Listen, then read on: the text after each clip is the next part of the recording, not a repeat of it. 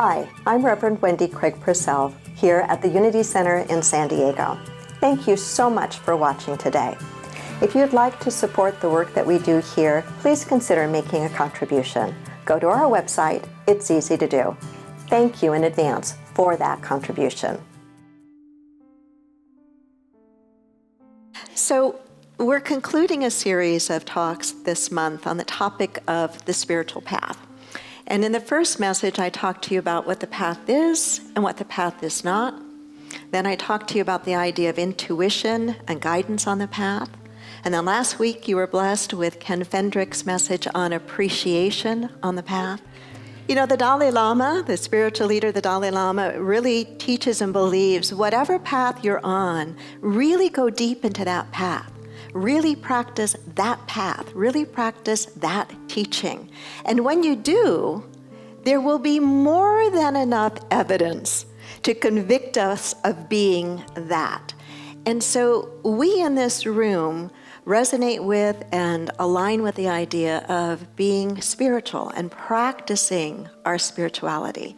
So what does that really look like? I want to talk to you about what that looks like to me. And so as we begin, I want to share with you the idea that it's all about the challenge to think outwardly. That being awake spiritually and being engaged on the path, active on the path, requires that we really think outwardly, that we think beyond just ourselves.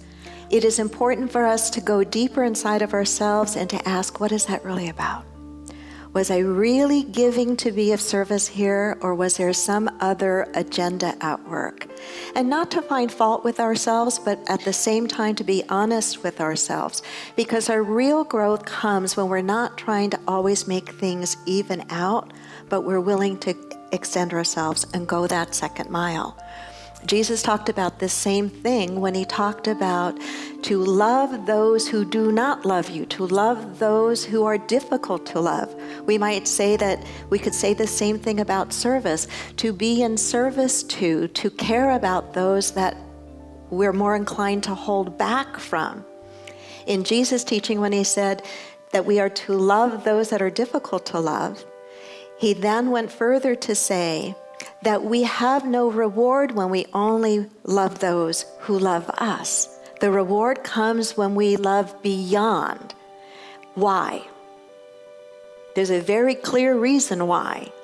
Because in order to love those that are difficult, we have to build a greater capacity inside of ourselves. And that's all about individual spiritual growth and awakening.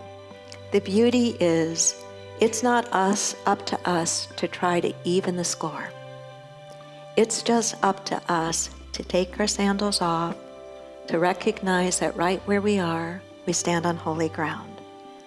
It's up to us to keep our eyes open, and our ears open, and our heart open, and our hands willing to do what it is that we can do right where we are. We can't predict when the opportunities to be of that kind of service will show up in our lives.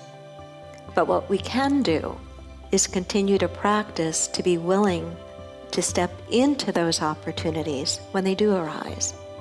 And that means, as I said, that we keep our eyes open, we keep our ears open, that we recognize that there is far greater good in our world and in each other, excuse me, than we typically hear. To not let ourselves get frightened or discouraged or shut each other out because of things that we hear on the news that seem so big.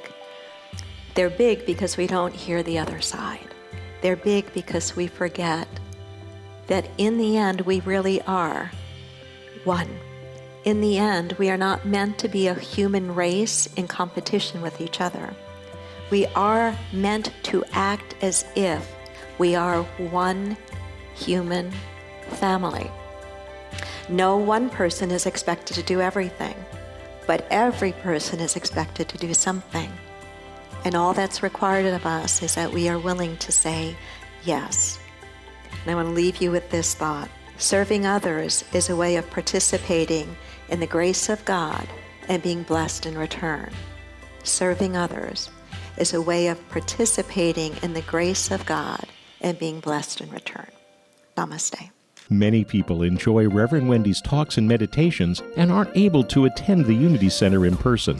If you're part of our extended family from around the world and would like to help support the Unity Center, please go to our website or download our free app, which offers even more ways to connect with the Unity Center. Namaste.